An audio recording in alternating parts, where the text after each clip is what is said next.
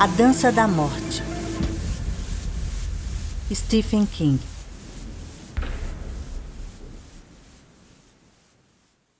Capítulo 27. Larry Underwood estava sentado em um banco no Central Park na manhã de 27 de junho, olhando os animais no mini zoo. Atrás dele, a Quinta Avenida estava loucamente congestionada de carros, todos eles silenciosos agora, seus proprietários tendo morrido ou fugido. Ainda na quinta, mais distante, muitas das lojas elegantes eram agora entulho em chamas. De onde estava sentado, Larry podia ver um leão, um antílope, uma zebra e uma espécie de macaco. Todos estavam mortos, com exceção do macaco. Eles não tinham morrido da gripe, Larry achava. Haviam ficado sem comida e água, sabe lá Deus por quanto tempo, e fora isso que os matara. Todos, menos o macaco. E nas 3 horas em que Larry estivera sentado ali, o macaco só havia se mexido 4 ou 5 vezes. Fora esperto o bastante para driblar a fome ou a morte pela sede, até então. Mas por certo contraíra um belo caso de supergripe. Aquele macaco estava sofrendo, com certeza. Este era um mundo cruel. À sua direita, o relógio com todos os animais desenhados bateu 11 horas. As figuras no mecanismo do relógio, que já havia deliciado tanto as crianças, representavam agora para uma casa vazia. O urso tocava sua corneta. Um macaco que nunca ficava doente, mas que poderia finalmente parar por falta de corda, tocava um pandeiro. O elefante batia um bumbo com sua tromba. Melodia da pesada garota. Uma melodia pesada. Suíte do fim do mundo com arranjo para figuras de relógio.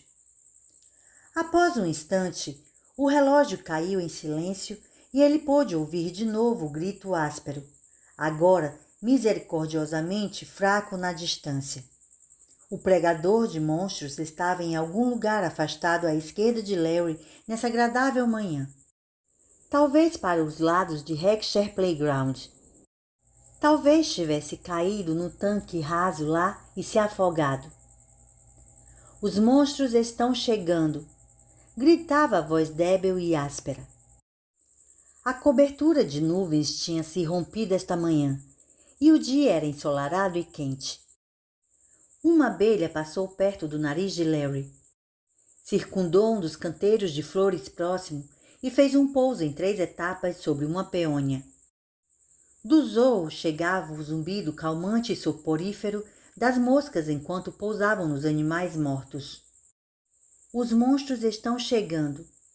O pregador de monstros era um homem alto que parecia estar na casa dos 60. Larry o ouvira pela primeira vez na noite anterior, que ele havia passado no Sheriff Maitland. Com a noite pairando sobre a cidade incomumente quieta, a voz débil e uivante tinha-lhe parecido sonora e sombria. A voz de um Jeremias fanático flutuando sobre as ruas de Manhattan, ecoando, retumbando, distorcendo.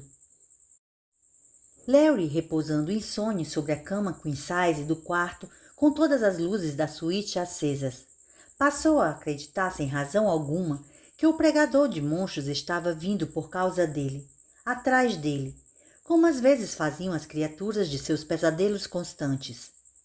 Por um longo tempo parecia que a voz chegava cada vez mais perto. Os monstros estão chegando. Os monstros estão a caminho. Já estão nos subúrbios. E Larry se convenceu de que a porta da suíte, que trancara com 3 voltas de chave, seria arrombada e que o pregador de monstros estaria diante dela. Não como um ser humano, de forma alguma, mas uma coisa sobrenatural gigantesca com cabeça de cachorro, olhos de mosca, do tamanho de pires e dentes rangentes. Porém, mais cedo naquele dia, Larry o tinha visto no parque. Era apenas um velho doido usando calças de veludo cotelê, sandálias e óculos de aros de chifre com haste presa com fita adesiva. Larry tentara falar com ele, mas o pregador de monstros fugira aterrorizado, gritando por sobre o ombro que os monstros estariam nas ruas a qualquer momento. Ele havia tropeçado numa cerca de arame à altura do tornozelo e se espatifara em uma das ciclovias com um baque alto e cômico, seus óculos voando, mas sem se quebrarem. Larry foi até ele, mas antes que pudesse alcançá-lo, o pregador de monstros já recolhera os óculos e seguia em direção à alameda, gritando seus uivos intermináveis. Portanto, a opinião de Larry sobre ele tinha mudado, no espaço de 12 horas, do extremo terror para o extremo tédio e uma ligeira irritação. Havia outras pessoas no parque. Larry conversara com algumas delas. Eram todas praticamente iguais, e Larry supôs que ele próprio também não era muito diferente.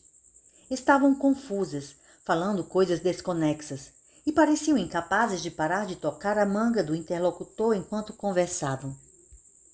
Tinham histórias para contar. Sempre as mesmas histórias. Seus amigos e parentes estavam mortos ou agonizando. Tinha havido tiroteio nas ruas, a Quinta Avenida se transformara no inferno. Era verdade que a Tiffany's tinha sido destruída? Isso podia ser verdade?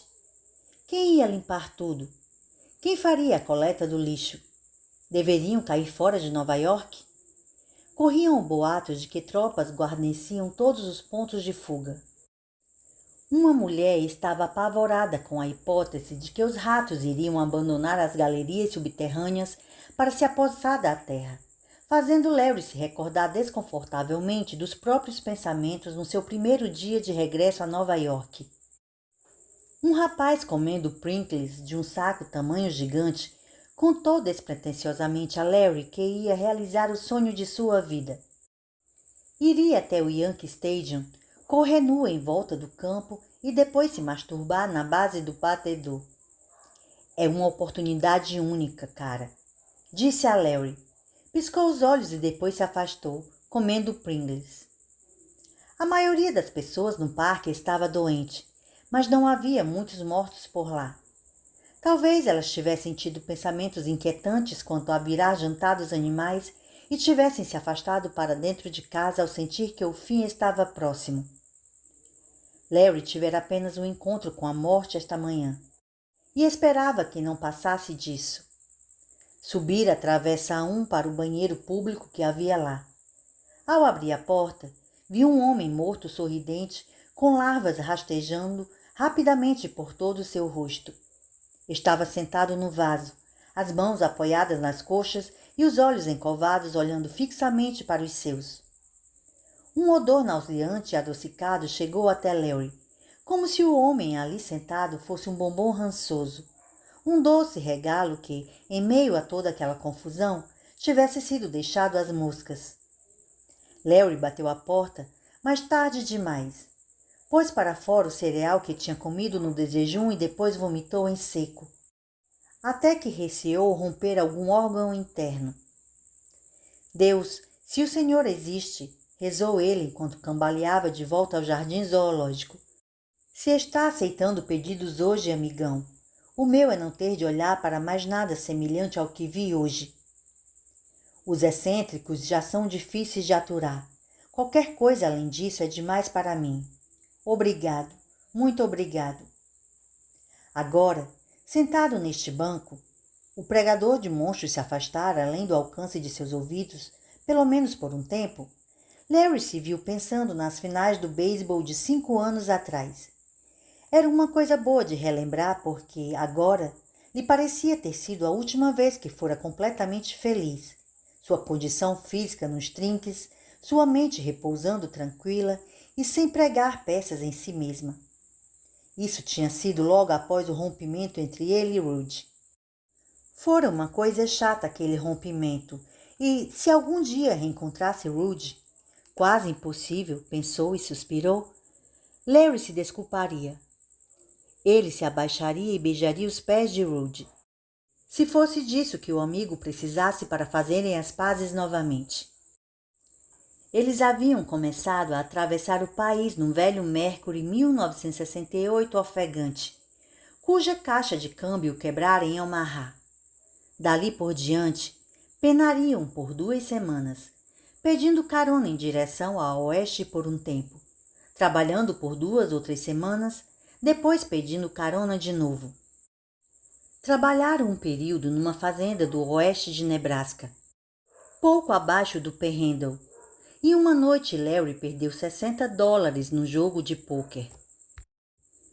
No dia seguinte, teve de pedir um empréstimo a Rudy para sair do sufoco. Chegaram a Los Angeles um mês depois, e Larry foi o primeiro a arranjar emprego. Se lavar pratos por um salário mínimo pode ser chamado de emprego. Uma noite, cerca de 3 semanas depois, Rudy abordara a questão do empréstimo. Disse que havia conhecido um cara que recomendara uma agência de empregos realmente boa, infalível, mas que cobrava 25 paus de taxa, o que representava exatamente a quantia que emprestara a Larry depois do jogo de pôquer.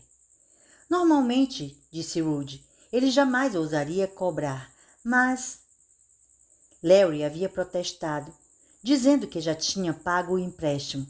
Estavam quites. Se Rudy precisava de 25 paus, tudo bem, mas ele apenas esperava que Rudy não estivesse tentando fazê-lo pagar o mesmo empréstimo pela segunda vez. Rudy replicou que não queria um presente, queria só o dinheiro que lhe era devido, e que também não estava interessado nem um pouco no papo furado de Larry Underwood. Meu Deus, disse Larry, tentando uma risada bem-humorada. Nunca pensei que precisaria de um recibo seu, Rudy. Acho que estava enganado. Isso desencadeou uma acirrada discussão, quase a ponto de agressão física. Ao final, Rudy ficou com o rosto enrubescido. É bem típico de você, Larry, ele gritou. Você é assim mesmo. Eu achava que nunca aprenderia a lição, mas agora finalmente aprendi. Vai se foder, Larry. Rudy saiu e Larry foi atrás dele pelas escadas da decrépita hospedaria, puxando sua carteira do bolso de trás. Havia 3 notas de 10 cuidadosamente dobradas num compartimento secreto por trás das fotos, e ele havia jogado atrás de Rudy. Vamos lá, seu mentiroso de merda. Pegue o dinheiro. Pegue a porra do dinheiro. Rudy bateu a porta da rua com estrondo e saiu pela noite, em busca de qualquer dinheiro que os Rudy deste mundo pudessem esperar. Ele não olhou para trás. Larry permaneceu no alto das escadas, a respiração pesada. Passados 1 ou 2 minutos, procurou ao redor por suas 3 notas de $10, catou-as e as pôs de volta na carteira. Pensando no incidente agora e ao longo dos anos, ele se convencia cada vez mais de que Rudy tinha razão. Na verdade, estava mais do que certo. Mesmo que já tivesse pago o empréstimo a Rudy, eles tinham sido amigos de escola desde criança, e se lembrou, em retrospecto, de que ele, Larry, precisava sempre de mais 10 centes para completar a entrada da matinê de sábado, porque havia comprado balas de alcaçu ou 2 barras de chocolate a caminho da casa de Rudy, ou de 5 centes emprestados para inteirar a merenda na escola, ou 7 para pagar a passagem. Ao longo dos anos, ele devia ter filado uns $50 de Rudy, talvez 100. Quando Rudy lhe cobrar os $25, Larry podia se lembrar do modo como tinha ficado tenso. Seu cérebro havia subtraído $25 dos 30 e ainda lhe dissera: isso só lhe deixa 5 paus, portanto você já pagou a ele. Não estou certa exatamente de quando foi, mas você já pagou. Não vamos mais discutir o assunto. E nunca mais foi discutido. Mas, depois disso, havia ficado sozinho na cidade. Não tinha amigos, nem sequer tentara fazer algum no café em ensino, onde trabalhava. O fato era que havia acreditado que todo mundo que trabalhava lá, do mal-humorado cozinheiro até as rebolativas garçonetes mascadoras de chiclete, era babaca. Sim, Ele havia acreditado que todo mundo no Tony's Feedback era babaca, exceto ele, o santificado e à beira do sucesso, pode apostar, Larry Underwood. Sozinho no mundo de babacas, se sentia tão magoado como um cão chutado e tão saudoso de casa como um homem abandonado numa ilha deserta. Começava a pensar cada vez mais em comprar uma passagem no ônibus-leito da Greyhound e arrastar-se de volta a Nova York. Em mais um mês, talvez menos, 2 semanas, ele teria feito isso. Contudo, apareceu Yvonne. Conheceu Yvonne Wetterling no cinema, a 2 quarteirões do clube onde ela trabalhava como dançarina topless. Quando a segunda sessão terminou, ela apareceu chorando e procurando entre os assentos por sua bolsa, onde estavam carteira de motorista, talão de cheques, carteira do sindicato, seu único cartão de crédito, uma xerox da certidão de nascimento e seu cartão do seguro social. Embora certo de que a bolsa havia sido roubada, Larry não disse isso e ajudou Yvonne a procurá-la. E às vezes parecia que viviam num mundo maravilhoso, porque ele achou a bolsa 3 fileiras abaixo, justamente quando estavam prestes a desistir. Ele imaginou que a bolsa tinha sido arrastada até lá pelos pés das pessoas que se mexiam enquanto assistiam ao filme, que tinha sido bem chato. Ela o abraçou e chorou enquanto agradecia. Larry, sentindo-se o próprio Capitão América, disse-lhe que gostaria de convidá-la para um hambúrguer ou coisa parecida para comemorar. Só que estava realmente curto de grana. Yvonne disse que pagava. Larry, o grande príncipe, estava inteiramente certo de que ela o faria. Eles começaram a sair juntos. Em menos de 2 semanas, tinham um compromisso firme.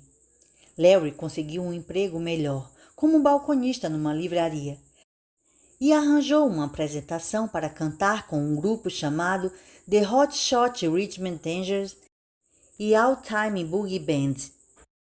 O nome era a melhor coisa do grupo, na verdade, mas o guitarrista era Johnny McCall, que mais tarde formaria os Tattered Handmaids. Essa sim, uma banda excelente. Larry e Yvonne foram morar juntos e tudo mudou para ele. Em parte porque tinha um lugar, seu próprio lugar, em que estava pagando metade do aluguel. Yvonne pôs algumas cortinas, conseguiram os móveis baratos de segunda mão e os reformaram. Os outros integrantes da banda e algumas amigas de Yvonne apareciam por lá de vez em quando. O lugar era ensolarado durante o dia, e à noite uma brisa fragrante da Califórnia, que parecia trazer um aroma de laranja, mesmo quando a única coisa realmente aromática era a poluição, penetrava pelas janelas. Às vezes ninguém dava as caras, e ele e Yvonne ficavam vendo televisão. Vez por outra, ela vinha lhe trazer uma lata de cerveja. Sentava no braço da poltrona dele e acariciava sua nuca. Era o seu próprio espaço, um lar, droga. E às vezes ele ficava acordado na cama à noite com Yvonne deitada ao seu lado, e ficava impressionado com o quanto se sentia bem. Depois mergulhava suavemente no sono. Era o sono dos justos, e ele nunca mais pensou em Rudy Marx, pelo menos não tanto. Moraram juntos por 14 meses, tudo correndo perfeitamente até mais ou menos as últimas 6 semanas, quando Yvonne começou a reclamar de qualquer coisa. E a Larry pareceu que o motivo disso tudo eram as finais do beisebol. Ele passava o dia na livraria. Depois ia à casa de Johnny McCall, e os dois, o grupo completo só ensaiava nos fins de semana porque os outros 2 tinham empregos noturnos, trabalhavam em alguma coisa nova ou então adaptavam alguns clássicos, aqueles que Johnny chamava de verdadeiros estouros. Melodias como Nobody But Me e Double Shot of My Baby's Love. Depois ele ia para casa, para a sua casa, e Yvonne já teria preparado o jantar. Não comida congelada, essas merdas não. Comida caseira de verdade. A garota era bem treinada. E depois iriam para a sala de estar e ligariam a TV para ver as finais. Mais tarde, amor. Tudo parecia perfeito, tudo sob controle. Não havia nada perturbando sua mente. Nada tinha sido tão bom desde aquilo. Nada. Percebeu que estava chorando um pouco e sentiu uma repulsa momentânea por estar sentado num banco do Central Park, chorando à luz do dia como um velho miserável aposentado. Então se deu conta que tinha o direito de chorar pelas coisas que havia perdido, que tinha o direito de estar em choque se tudo estava daquele jeito. Sua mãe morrera 3 dias antes. Estava deitada em uma maca no corredor do Mercy Hospital quando morreu, apinhada entre milhares de outros que também agonizavam. Larry se ajoelhou ao lado dela e achou que poderia enlouquecer ao ver a mãe morrer enquanto à sua volta elevava-se o fedor de urinas e fezes, o balbúcio infernal dos delirantes, dos sufocados, dos insanos, o grito dos condenados. Sua mãe já não o reconhecia no final. Não houve nenhum instante de identificação. O peito tinha finalmente parado na metade de uma respiração mais funda e depois se acomodara muito devagar, como um automóvel pesado sobre um pneu vazio. Ele permaneceu agachado ao lado dela por uns 10 minutos, sem saber o que fazer, pensando de modo confuso que devia esperar até que o atestado de óbito fosse assinado ou alguém lhe perguntasse o que tinha acontecido. Mas era óbvio o que tinha acontecido. Estava acontecendo em toda parte. Era tão óbvio que o lugar era um hospício. Nenhum médico jovem e circunspecto viria para acompanhar o caso, expressar seus pêsames e dar início à burocracia da morte. Mais cedo ou mais tarde, sua mãe seria carregada como um saco de cereal e ele não queria testemunhar isso. A bolsa dela estava embaixo da maca. Dentro ele encontrou uma caneta, um grampo de cabelo e o talão de cheques. Rasgou uma folha de depósito do final do talão de cheques e escreveu nele o nome da mãe, o endereço e, após pensar um pouco, a idade de Alice. Com um grampo de cabelo, prendeu o papel no bolso da blusa dela e começou a chorar. Beijou-a na face e se afastou chorando. Sentia-se como um desertor. Estar na rua tinha sido um pouco melhor, embora naquela ocasião as ruas estivessem repletas de gente louca, pessoas doentes e patrulhas do exército circulando. E agora ele pôde se sentar neste banco e lamentar por coisas mais gerais. A aposentadoria que sua mãe sacrificara, a perda de sua própria carreira, aquele tempo em Los Angeles em que assistira às finais do beisebol junto com Yvonne, sabendo que mais tarde haveria cama e amor. E também por Rudy. Lamentou principalmente por Rudy e desejou que tivesse pago seus $25 com um sorriso e um dar de ombros, salvando os 6 anos que haviam sido perdidos. O macaco morreu faltando 15 minutos para o meio-dia. Estava no seu poleiro sentado, indiferente a tudo, as mãos sob o queixo, e então suas pálpebras tremeram. Ele caiu para a frente e bateu no cimento com um horrível estrépito final. Larry não quis mais ficar sentado ali. Levantou-se e começou a caminhar a esmo para a Alameda do Coreto. Tinha ouvido o pregador de monstros uns 15 minutos atrás. Muito distante, mas agora o único som no parque parecia ser o de seus próprios sapatos estalando no cimento e o gorjeio dos pássaros. Os pássaros aparentemente eram imunes à gripe. Melhor para eles. Quando se aproximou do coreto, viu uma mulher sentada em um dos bancos na frente. Devia ter uns 50 anos, mas havia feito grande esforço para parecer mais jovem. Estava vestida com pantalonas verde acinzentadas de aparência cara e uma blusa de seda tipo camponesa que deixava os ombros à mostra. Só que, pensou Larry, camponesas não têm condição de usar seda. Ela olhou em volta ao ouvir as passadas de Larry. Tinha um comprimido na mão e jogou-o casualmente na boca, como se fosse um amendoim. Oi, disse Larry. O rosto dela estava calmo, Os olhos eram azuis. Uma inteligência aguçada brilhava neles. Usava óculos com aros de ouro e sua bolsa pequena estava adornada com algo que certamente parecia visão. Havia 4 anéis nos seus dedos, uma aliança de casamento, 2 anéis de diamante e um de esmeralda olho de gato. Ei, não sou perigoso, disse Larry. Era uma coisa ridícula de se dizer, ele supôs, mas ela aparentava estar usando cerca de $20.000 nos dedos. Claro que os anéis poderiam ser falsos, mas ela não parecia mulher de usar bijuterias. Não, você não parece perigoso, disse ela. Não está doente também. Sua voz elevou-se um pouco na última palavra, tornando a afirmação dela uma meia pergunta polida. Não era tão calma como pareceu ao primeiro olhar. Havia um pequeno tique no lado do seu pescoço, e por trás da vívida inteligência nos olhos azuis estava o mesmo choque entorpecido que Larry vira em seus próprios olhos esta manhã ao se barbear. Não, não acho que esteja. Você está? Nem um pouco. Sabia que está com um papel de sorvete grudado na sola do sapato? Ele olhou para baixo e viu que era verdade. Ficou encabulado, porque suspeitou de que ela o teria avisado no mesmo tom de voz que sua barguilha estava aberta. Ficou apoiado numa perna só e tentou tirar o papel.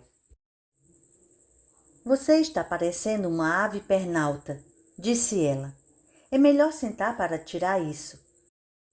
Meu nome é Rita Blackmore. Prazer em conhecê-la. Sou Larry Underwood. Ele se sentou. Ela lhe ofereceu a mão, que Larry apertou ligeiramente, os dedos pressionados contra os anéis dela. Depois retirou cuidadosamente o invólucro de sorvete do sapato e o jogou com cuidado numa lixeira ao lado do banco que dizia: Este parque é seu, mantenha-o limpo. Ele achou engraçada toda a operação. Jogou a cabeça para trás e riu. Era a primeira risada autêntica desde o dia em que havia encontrado sua mãe jazendo no chão do apartamento. E ficou enormemente aliviado ao descobrir que a boa sensação do riso não tinha mudado. A risada se ergueu da sua barriga e escapou por entre os dentes, como se mandando tudo para o inferno. Rita Blackmore sorria ao mesmo tempo para ele e para si mesma. E Larry ficou mais uma vez impressionado com sua jovialidade casual, porém elegante. Ela parecia uma mulher saída de um romance de Irving Shaw. Nightwork, talvez, ou aquele que adaptaram para a TV quando ele ainda era criança. Quando ouvi você chegando, quase me escondi, disse ela. Pensei que fosse o homem de óculos quebrados e filosofia esquisita. O pregador de monstros? É como você o chama ou ele se autodomina assim? É como eu o chamo. Muito apropriado, replicou ela, abrindo sua pequena bolsa adornada de vison, talvez, e retirando um maço de cigarros mentolados. Ele me parece um Diógenes insano. É, só que procurando um monstro honesto, comentou Larry e riu de novo. Ela acendeu um cigarro e soprou fumaça. Ele também não está doente, acrescentou Larry, mas a maioria dos outros está. O porteiro do meu prédio parece muito bem, disse Rita. Não falta ao serviço. Dei a ele $5 de gorjeta quando saí esta manhã. Não sei se o recompensei por continuar saudável ou por continuar trabalhando. O que você acha?